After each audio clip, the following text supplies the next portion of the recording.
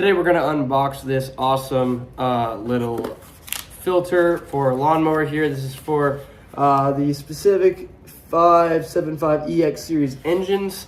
And then this is a little 2-piece air filter here. So I'll go ahead and take this out, take it out of the plastic so that you guys can kind of see what it looks like. So take the plastic off of this guy here, and yeah, as you can see, it is really nice quality all around. This has this little foam piece right here, and then yeah, you can actually attach this guy directly on using this piece right here.